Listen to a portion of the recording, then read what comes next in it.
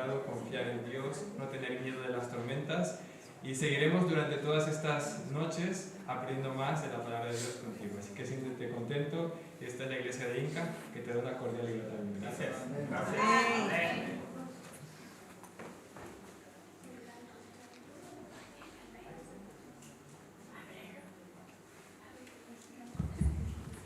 Ok, vamos a proyectar, por favor. Tomarle la diapositiva. Muy buenas tardes, un feliz sábado. Bueno, es un placer dirigirme a ustedes desde este lugar. Muy feliz de que estemos reunidos para aprender más acerca de la palabra de Dios, ¿no? Esta mañana, bueno, estoy despierto desde las 4 de la mañana, ¿no? Todavía luchando con este cambio de horario y con la maleta, ¿no? Pero recibimos buenas noticias. Las oraciones de la iglesia de Inca son poderosas, ¿no? Porque oraron ayer y entonces me informaron esta madrugada que han conseguido la maleta y a las 3 de la tarde está llegando a Madrid y 8 de la noche ya está aquí en Mallorca. Gracias a Dios.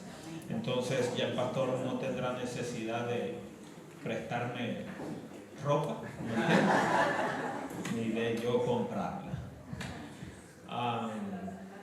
¿Está listo el PowerPoint? ¿Sí? Gracias. Ok, vamos a reflexionar en la palabra de Dios, lo que nos compete en estos breves minutos que nos restan. Todo aquel que invierte en Dios no pierde, sino que gana para esta vida y la vida eterna. Entonces, el venir a este lugar es una inversión para nuestras vidas, porque crecemos y porque sin duda alguna aprendemos más de ese maravilloso Dios que tiene grandes cosas para ti y para mí.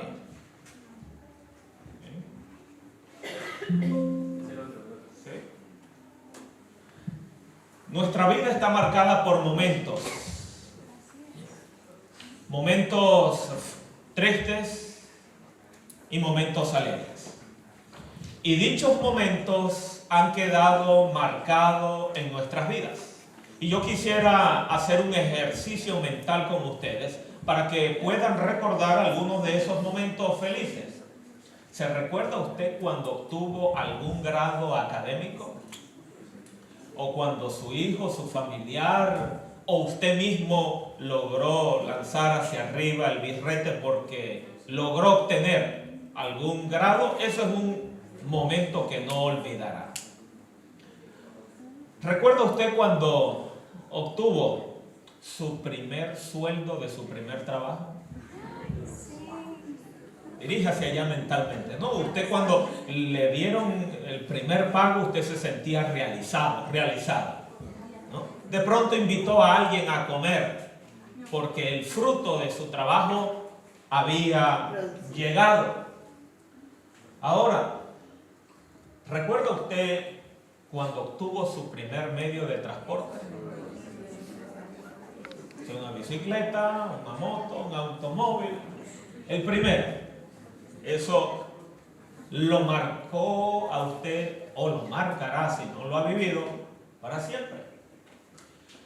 Cuando se independizó, cuando alquiló su casa, su piso, ¿no? Y usted, por pequeño o grande, dijo: esta es mi casa. Son cosas que nos marcan.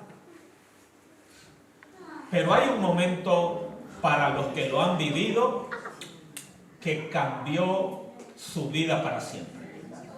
Un antes y un después. Y fue cuando trajo a su primogénito, La vida antes era buena, pero cuando colocaron en sus brazos a su hijo o a su hija, el mundo cambió para siempre. Este es el momento más crucial para los que han tenido la dicha de traer un hijo. Entonces yo quisiera reflexionar con ustedes solamente 2 ejemplos que hay en la Biblia acerca de 2 padres. que nos enseñan la relación que Dios quiere tener contigo, Él como nuestro Padre y Creador, y la relación que Dios desea que nosotros tengamos con Él como nuestro Padre y nosotros como sus hijos. Vamos a buscar allí rápidamente en nuestros dispositivos o en nuestras Biblias físicas. En el primer libro de la Biblia, en Génesis capítulo 5, nos habla de la historia de un hombre que su biografía es muy corta, pero lo poco que se dice nos deja lecciones interesantes. Vamos a buscar en el primer libro de la Biblia, en Génesis capítulo 5, y vamos a leer allí desde el verso 21 y 22. ¿Hay un hermano, hermana, que me ayude aquí con las amigas? Okay. Génesis capítulo 5, el verso 21 y 22. Dice allí la escritura. ¿Cómo nos dice? Y vivió Enoc, ¿qué? 65 años. Ajá, ¿y qué más? ¿Y engendró a quién? Ok, el verso 22. Y caminó Enoc con Dios después que engendró a Matusalén. Entonces, hay un hombre que cuando tiene a su hijo hay un efecto en su vida. El verso 22 dice, y caminó Enoc con Dios. Después, ¿de qué cosa? O sea, hay un antes y después en la vida de Enoc. Antes de ser padre, la relación de Enoc con Dios era buena. Pero después de ser padre, aquella experiencia llevó su experiencia personal con Dios a un nivel sumamente extraordinario, que la Biblia dice, después que engendró a Matusalén, caminó Enoc con Dios. Entonces la pregunta es, ¿será que Enoc antes de ser papá no caminaba con Dios? Claro que sí. Pero ¿por qué la Biblia enfatiza eso de que después que es padre, caminó Enoc con Dios? Porque él cuando cargó a su hijo en sus brazos, él dijo, si yo amo tanto así a mi hijo, si yo soy capaz de hacer por mi hijo lo que sea, ¿cuánto no más hará Dios por mí, que Él verdaderamente me ama más de lo que yo amo a mi hijo? Entonces aquella relación que era buena, aquella relación que era especial, se volvió más profunda y más íntima, porque Enoc vio en su hijo el amor que Dios tiene para con cada uno de nosotros. Primera lección, ¿qué significa caminar con Dios? Caminar con Dios no es otra cosa más que no hay nada en este mundo que desplace o coloque a Dios en un lugar secundario. Caminar con Dios significa que no existe una cosa más primordial que yo conectarme con Él. ¿Y cómo me conecto con Dios? De tres formas. A través de la oración, hablando con Dios, a través del estudio de la Biblia y a través de congregarnos.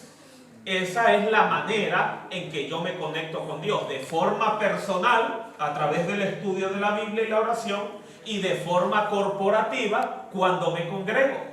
Ahora, el trabajo, los problemas, las necesidades y tantas cosas que hay en este mundo pueden colocar a Dios en un lugar que a Él no le corresponde, y entonces nosotros dirigimos nuestra vida a veces con Dios o a veces sin Él.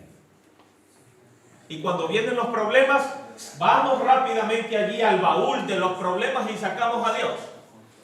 Dios, necesito esto, necesito aquello, y cuando ya todo está solucionado, nuevamente colocamos a Dios en ese baúl de simplemente rompe el vidrio para emergencias.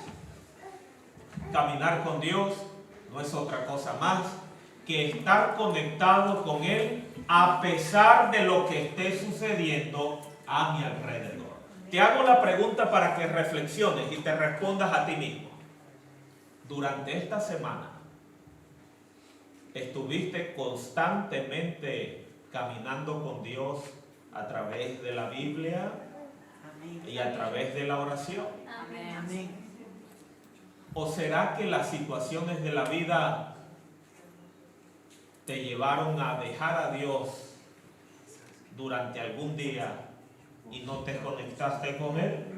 Entonces, hay un resultado allí en Génesis capítulo 5, el verso 24. Hay un resultado de ese caminar. ¿Qué dice allí la Escritura? Caminó Enoc con Dios, y ¿qué sucedió? Desapareció. ¿Por qué razón? Porque Dios se lo llevó. Entonces, el resultado de la conexión con Dios va a traer una evidencia de que va a ser transportado, va a ser trasladado.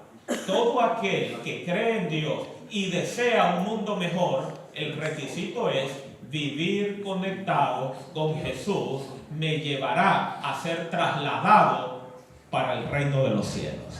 ¿Ok? Esa es la primera lección. Ahora, el segundo y último ejemplo es la de una familia pequeña. Mamá, papá y dos hermanitos, varones, gemelos. Pero los padres cometieron un error. El papá se inclinó por el mayor y la mamá por el menor. El papá quería más al mayor y la mamá quería más al menor. Y esto trajo dificultad en medio de estos hermanos. Y la Escritura nos muestra las dificultades de esta familia. Ellos se llamaban Esaú y Jacob, estos dos hermanos. Y cuando ellos comenzaron a crecer y por la forma en que fueron criados, hubo dificultades serias que vamos a analizar. Su mamá, que estaba queriendo más al menor, le dijo: mira, les voy a parafrasear la historia. Tu hermano mayor se fue a casar porque tu papá le pidió un plato muy especial de comida. Mientras que tu hermano está haciendo la casa, métete al cuarto de tu papá, colócate la ropa de tu hermano, úntate el cuerpo de las cosas de tu hermano y pídele a tu padre que está ciego que te bendiga. Él entró. El padre que está ciego no está seguro si es el hijo mayor o no. Y hay un engaño, una trama en toda esta situación. Vamos a leer esa trama. Génesis capítulo 27. Vamos a buscar en Génesis capítulo 27 el número grande. ¿Okay? Y ahora buscamos el número pequeño desde el verso 20 al 24. Ok. Génesis 27. Ajá. Del verso 20 al 24. ¿Cómo dice allí? ¿Cómo es que la hallaste tan pronto, hijo mío? Y él respondió: Jehová tu Dios. Fíjense eso, el papá que está ciego le parece extraño que tan rápido haya llegado de la casa y le dice: ¿cómo es que hallaste en la casa tan rápido? ¿Y qué dice allí el hijo? ¿A quién está metiendo en el engaño? ¿A Dios? No, Dios me bendijo y Dios fue tan bueno que ya tengo la casa. ¿Qué sigue diciendo el texto? A ver. Isaac dijo a Jacob: acércate ahora y te palparé, hijo mío, por si eres mi hijo Esaú o no. Entonces el padre le dice: acércate para tocarte, como él está ciego, para saber y confirmar si eres tú o no, mi hijo. ¿Qué más sigue diciendo el texto? Y se acercó Jacob a su padre Isaac, quien le palpó y dijo: la voz es la voz de Jacob, pero las manos de Saúl. Muy bien, o sea, se había disfrazado, ¿no? Porque era velludo. ¿Y qué más sigue diciendo el texto? Y no le conoció porque sus manos eran vellosas como las manos de Esaú, y le bendijo. Ok, ¿y siguiente? Y dijo: ¿eres tú mi hijo Esaú? Ahora el papá le vuelve a preguntar para estar seguro: ¿eres tú mi hijo Esaú? ¿Y qué dice allí la historia? Y Jacob respondió: yo soy. Y entonces engañó a su propio padre con alevosía. Cuando el hermano mayor regresa de la casa y se da cuenta del engaño, hay problemas. ¿Y cuál fue este problema? Vamos allí, al verso 41 y verso 43. Génesis 27, el verso 41 al 43. Y aborreció Esaú a Jacob por la bendición con que su padre le había bendecido. Y dijo en su corazón, De ganar los días de cuando muera mi padre, mataré a mi hermano. Entonces no era una pelea de hermanos cualquiera. El hermano mayor se llenó de ira y dijo, cuando mi padre muera, voy a buscar a mi hermano y lo voy a asesinar.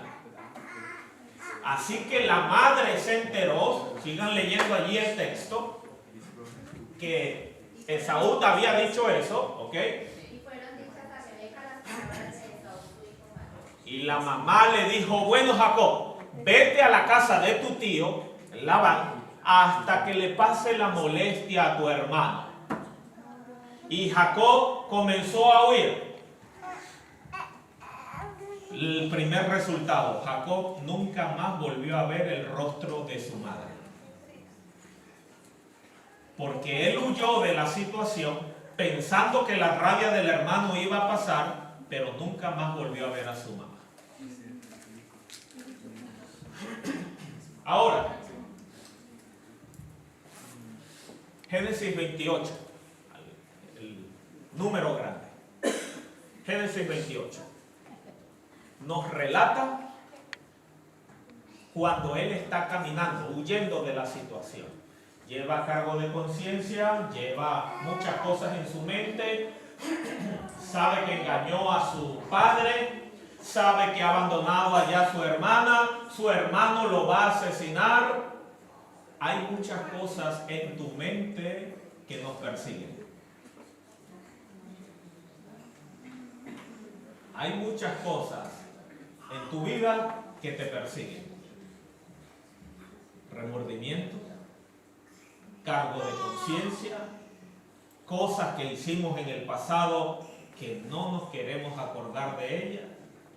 Hay mucha carga en tu mente. Y así iba Jacob, pensando en el mal que había hecho. Y llega a un lugar diciendo, como le he hecho tanto mal a Dios, de seguro Él ya me rechazó y me olvidó. Esos eran sus pensamientos, como lo son los tuyos y los míos cuando fallamos. Ya Dios me ha dado la espalda, ya Dios se ha olvidado de mí por tal situación. Y sucedió algo. Vamos a leer allí el verso 10. Salió pues Jacob de Berseba y fue a Arán. ¿Okay? Y llegó a cierto lugar y durmió allí. Y de las piedras de aquel paraje tomó unas para sí y la usó como almohada, ¿no? Y se acostó.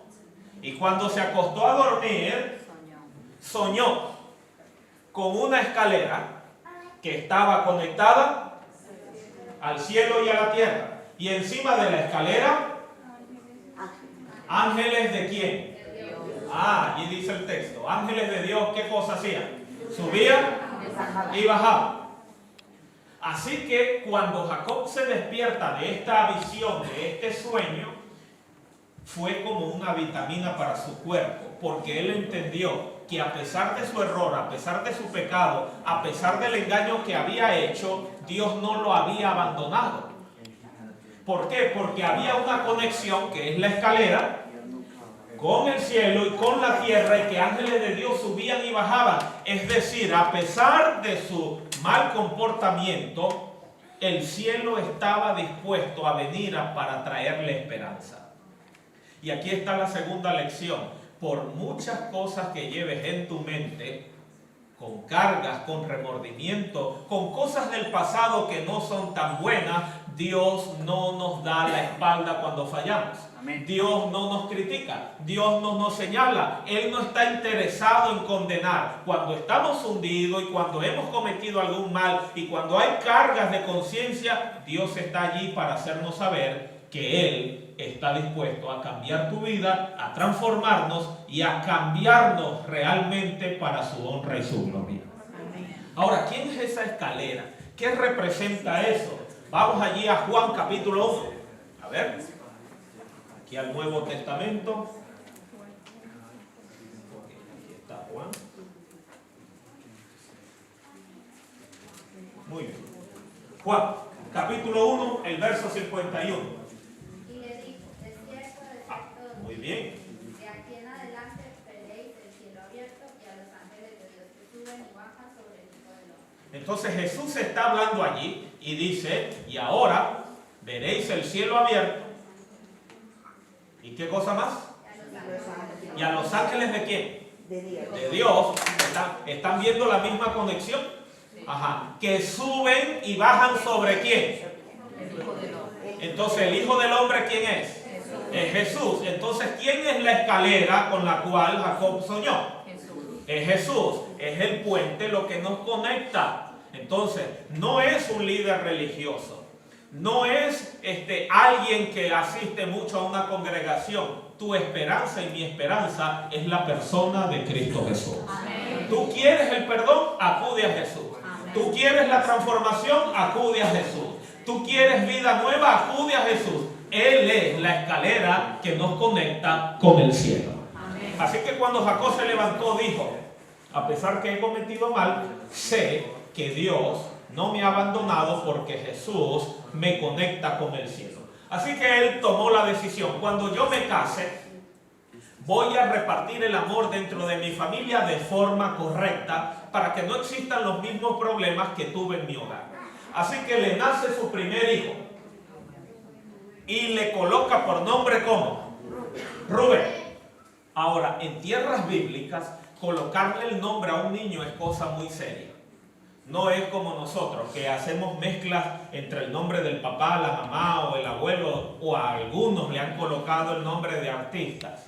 No, colocarle el nombre a un niño en tierras bíblicas es algo muy serio porque el nombre tiene un significado y el significado tiene que ejecutarlo quien lleva el nombre. Así que Rubén significa algo así. Este es mi hijo. Es un nombre en arameo que significa este es mi hijo. ¿Y qué significa en palabras cortas? La familia depositaba los sueños en Rubén. El papá tenía los ojos fijos en Rubén. Todos tenían que ver con Rubén. Los hermanos tenían que ver con Rubén. ¿Por qué razón? Porque el hijo mayor recibía 3 bendiciones que los demás hijos no recibían. La primera bendición era, después de la muerte del papá, todos los hijos recibían herencia, pero el mayor recibía doblemente. La segunda bendición que recibía un primogénito era el liderazgo espiritual. Cuando el papá moría, quien mandaba en casa no era la mamá, no era un tío, no era el abuelo, era el hijo mayor. Y la tercera y gran bendición era ser el antepasado del Mesías. ¿Qué significaba esto? Cada vez que una mujer hebrea daba a luz un niño, decía, ¿será el niño de la promesa? Ese que dice que viene a morir en la cruz del Calvario. Por lo tanto, tener a un hijo era una cosa muy especial, primogénito, y todo giraba en torno a él. Tú has depositado muchos sueños e ilusiones en alguien. Y has esperado de alguien, ese alguien que tú sabes, lo mejor. Pero ese alguien en que has depositado tus sueños, te ha fallado.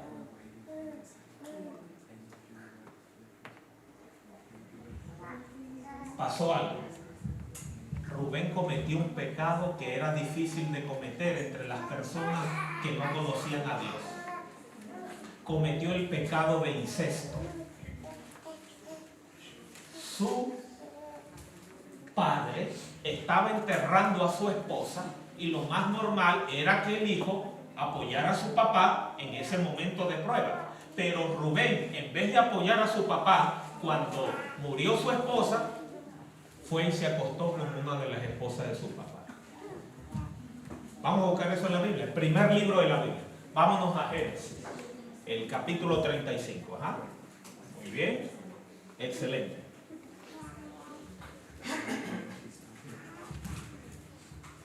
Así murió Raquel y fue sepultada en el camino de Efrata, la cual entre y levantó Jacob un pilar sobre su sepultura. Esta es la señal de la sepultura de Raquel hasta el día de hoy. Entonces, la esposa de Jacob se llamaba Raquel y murió y la está enterrando. Lo más normal en el momento de la muerte es esperar el apoyo de a quienes amamos, mucho más del primogénito. Ajá, ¿qué sigue diciendo el texto?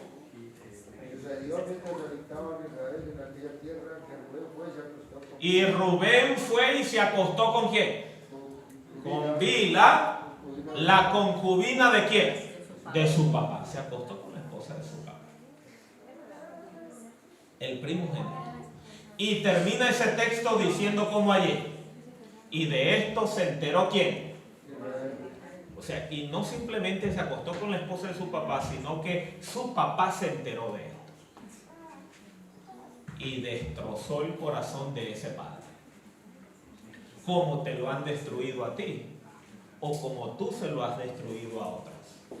Cuando le fallamos o nos han fallado. Pasaron los años. Jacob cumple 120 años de edad y está a punto de morir. Está postrado en una cama.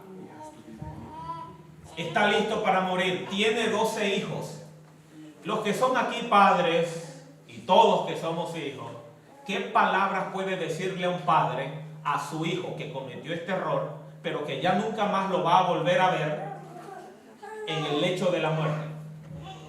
¿Qué espera el hijo del padre? Que lo perdone, ¿no? La Biblia registra cuáles fueron las últimas palabras del papá para su hijo. Vamos a ir allí a Génesis 49. ¿Okay? Allí está el testamento. Todos los 12 hijos varones están entrando a la sala. Su papá está allí listo para morir. El mayor era Rubén. Génesis 49, el verso 1. Ya estamos por acá. ¿Okay? ¿Qué dice el texto? Y llamó Jacob a sus hijos y dijo: Ok. Juntaos y os declararé lo que os ha De acontecer venidero. Entonces, le dijo así: acérquense, hijo. Ajá, ¿y qué dice el verso 2? De Génesis 49. Juntaos y oíd. Escuchen, hijos. Entonces imagínense todos aquí que son papás y que somos hijos, entrar a la habitación y a ver qué va a decir papá. Y aquí vienen las palabras para Rubén. Verso 3. ¿Qué dice allí? Rubén, tú eres mi primogénito, el principio de mi vigor, mi fortaleza, principal en dignidad, principal en qué? Allí, deténgase allí. Allí se está describiendo lo que se esperaba de Rubén. Tienes que ser el primero, tienes que ser el principal, tienes que ser agradecido, tienes que ser el ejemplo. Habían razones para decirle eso. Pero ahora el verso 4 describe lo que realmente era Rubén. Impetuoso como las aguas. Ya no serás qué cosa. O sea, allí le está quitando esas 3 bendiciones que le dije, se las quitó. Ya no iba a ser el primogénito, ya no iba a ser el de liderazgo espiritual y ya por él no iba a venir el Mesías. Ya no serás el principal por cuanto te subiste ¿a qué? A la cama de tu papá. ¿Qué le está diciendo? ¿Qué le está recordando? Aquello, ¿no? Por cuanto te subiste a la cama de tu papá y te embeleciste subiendo a mi estrado. O sea, tomaste una cosa que no tenías que tomar. Y esas fueron las últimas palabras de ese padre para ese. Y usted dirá, qué mal hijo. Pero saben que Rubén te representa a ti y a mí. Tú y yo somos Rubén en esa historia. Porque Dios nos ha bendecido, ¿sí o no? Nos ha alimentado, ¿sí o no? nos ha provisto de múltiples bendiciones a los nuestros, ¿sí o no? Claro que sí, pero muchas veces como Rubén hemos fallado a Dios. Y Dios ha esperado muchas cosas de ti. Entonces le hemos fallado a Dios. A pesar de todas las cosas buenas que Él nos da, le hemos fallado. Por eso en la historia Rubén te representa a ti y a mí. Ahora pasaron los años, murió Jacob, y Rubén en algún momento asistió a la iglesia, Dios lo tocó, Dios lo perdonó, Dios lo transformó, Dios se olvidó de ese pecado y Él estará con nosotros en la Nueva Jerusalén. Amén. Vamos a ver dónde es que dice eso, porque eso da aliento y da ánimo. ¿Okay? El quinto libro de la Biblia. ¿Okay? El quinto. Muy bien. Y número Deuteronomio. Okay. Vamos a buscar el grande, 33.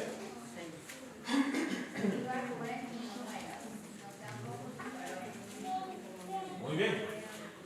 Deuteronomio 33, 6. Aquí está muriendo, ya no Jacob, aquí está muriendo Moisés.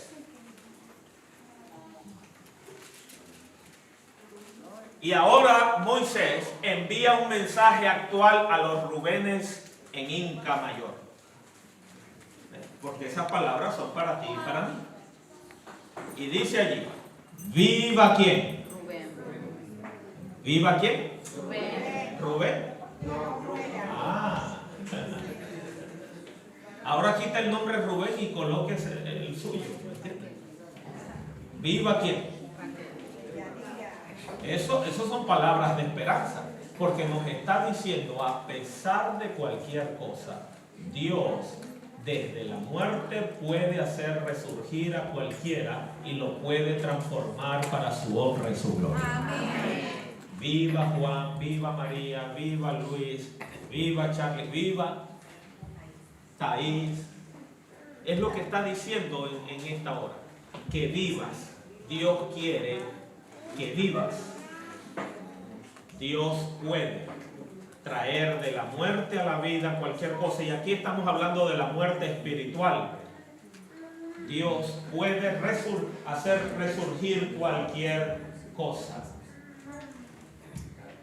Y uno como ser humano dice, viva Rubén, el que se acostó con la esposa de su papá. No, eso no, ¿me entiendes? Eso somos tú y yo, que clasificamos, ¿no? Este sí merece, este todavía no, este tal vez.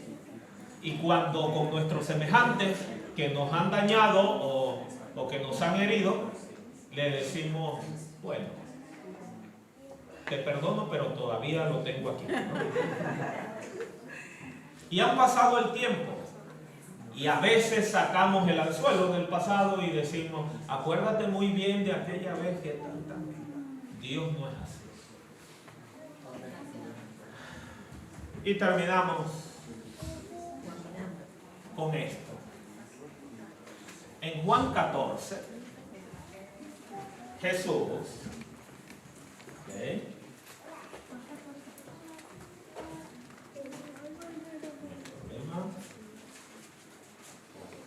Ya estamos en Juan. En Juan 14, ustedes saben muy bien esas promesas.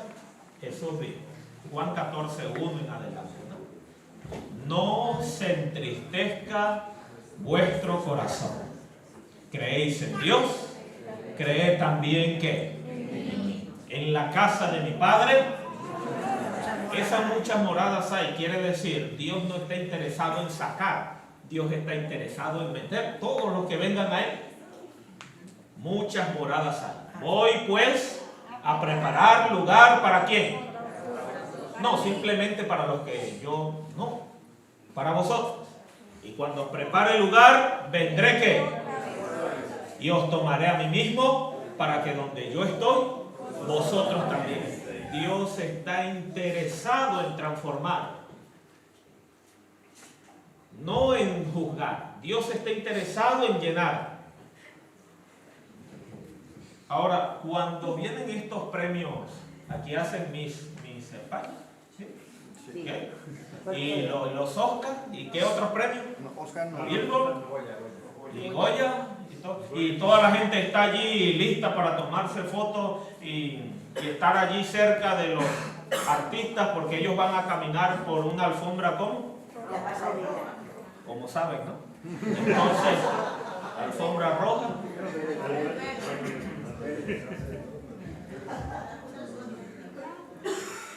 La Escritura dice que el Señor nos está preparando. El Señor nos está preparando una mansión con calles de oro. Y aunque eso parece tipo Hollywood para algunos, hay un mensaje en eso. ¿Qué artista y qué príncipe o rey de esta nación ha caminado por calles de oro? Lo mucho que le colocan una alfombra roja, ¿no? El decir calles de oro es que lo que más vale aquí, lo que más se aprecia aquí, es lo menos que vale allá. Porque hay cosas mayores que Dios tiene para ti y para mí. Lo que el ser humano más aprecia aquí, imagínense, calles de oro aquí en Inca. Todo el mundo, ¿me entiendes? Sí. Entonces lo que quiere decir, hay cosas que Dios tiene mayores para ti y para mí. Esa es la nueva Jerusalén. Último libro de la Biblia. Y decimos amén con esto. Apocalipsis, último libro. Claro que sí. El último. Muy bien. Muy bien. Muy bien. Ok, aquí está. El capítulo 21. El verso 10 describe esa ciudad. Capítulo 21, el verso 10. Rapidito, ¿qué dice el verso 10? Y me llevó en el espíritu a un monte grande y alto, y me mostró la gran ciudad santa de Jerusalén. La nueva Jerusalén. ¿De dónde viene? Del cielo. Ah, entonces no es la Jerusalén esa que está aquí, ¿no? En conflicto. No es colocar la mirada así. Todo lo bueno viene de dónde. Ok. Ahora, el verso 12, ¿qué dice? ¿Cómo está descrita esa ciudad? Tenía un muro grande. Y alto. Ajá. Con 12 puertas. Y en las puertas 12 ángeles. 12 ángeles. Y nombres inscritos. ¿Y los nombres inscritos de quién? Que son los de las 12 tribus de los. Ah, en esas 12 puertas de la Nueva Jerusalén están los nombres de los hijos de quién? De Jacob. ¿Ok? Verso 14. Y el muro de la ciudad tenía 12 cimientos. ¿Ok? Sobre ellos ¿Los nombres de quién? los 12. Entonces hay 12 puertas y 12 cimientos. En las 12 puertas están los nombres de quién? De los hijos de Jacob. Y en los 12 fundamentos, los nombres de quién? Menos de uno.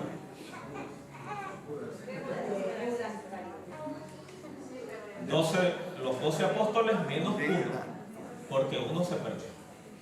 ¿Quién fue? Judas. Ok.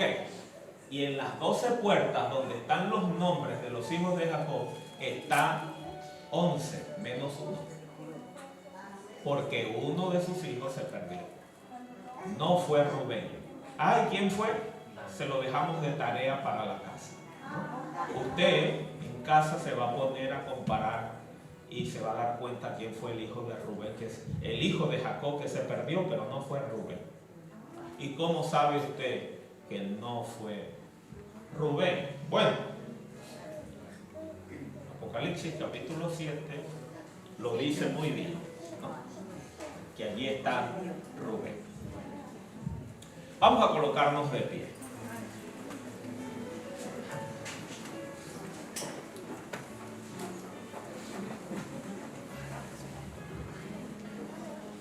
Yo quisiera que leyéramos este último texto, así de pie. Segunda de Corintios. ¿Okay?